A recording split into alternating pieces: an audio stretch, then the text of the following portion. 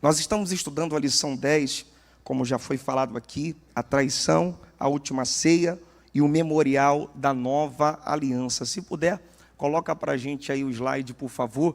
E uma das coisas que a gente precisa ter em mente, que talvez às vezes isso passa batido no coração de muitas pessoas, é que quando a gente olha para esse processo de traição, o que algumas pessoas estão inclinadas a acreditar, pode passar, colocar logo para a palavra introdutória, que a gente fica inclinado a acreditar, é que nesse momento aí que Jesus ele foi traído, ele estava talvez perdido acerca do que estava acontecendo. E o que é muito importante da gente pontuar é que Jesus ele foi traído, mas ele não foi enganado. Quando você olha para a Bíblia Sagrada, quando você olha para os Evangelhos, você vai perceber que por diversas vezes Jesus ele vai pontuar acerca do que iria acontecer. Você consegue ver isso de forma muito mais objetiva, e eu gosto de olhar dentro do Evangelho de Marcos, porque o Evangelho de Marcos ele é o mais cronológico dentro dos evangelistas. E ele vai trazer para nós, no capítulo de número 8, quando a primeira vez Jesus ele vai tocar nesse assunto, quando ele conversa com os seus discípulos. Eles estão indo para Cesareia de Filipe. E o que eu acho interessante é que para Jesus entrar nesse assunto acerca da sua morte, da sua traição, ele vai esperar a maturidade dos discípulos para abrir esse assunto. Ele não fala no começo, ele não fala no início do seu ministério, mas ele vai esperar os discípulos terem uma bagagem maior, uma maturidade maior para entrar nesse assunto. É por isso que Mateus, falando também desse tema, o texto diz, e dali em diante, ou seja, quando eles respondem uma pergunta que o mestre faz a eles, quem vocês pensam que eu sou?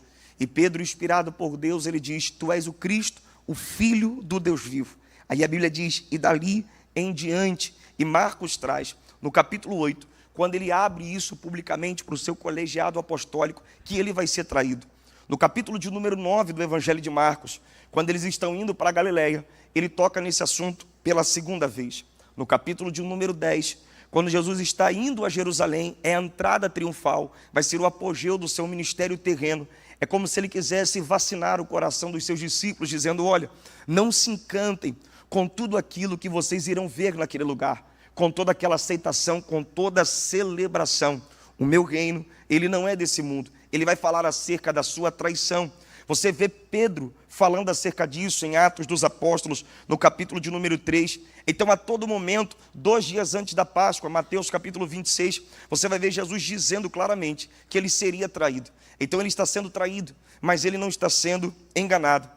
Caminhando um pouco mais à frente, aí a gente chega na parte aonde há a participação de Judas acerca dessa traição. No convívio com o mestre, Judas descobriu que Jesus não era apenas um líder político que restauraria o governo de Israel, mas sim o rei de um reino que não era da terra, era dos céus. Eu acho que seria muita pretensão minha tentar pontuar de forma específica o que levou a Judas a querer trair a Jesus. Primeiro, que eu estou diante de muitos mestres aqui na minha frente, e segundo, que é um assunto que não fecha. Mas eu poderia pontuar aqui talvez como principal, não o único motivo, mas o principal. E o principal talvez seja o desapontamento. Talvez Judas, quando ingressou nesse ministério, ele pensou que Jesus devolveria para Israel os seus tempos áureos, como era na época de Davi, como era na época de Salomão, quando Israel era de fato uma potência mundial. Talvez Judas pensou que o mestre, quando ele fosse revelar o seu reino, revelar a sua glória, ele faria guerra contra o Estado, contra Roma.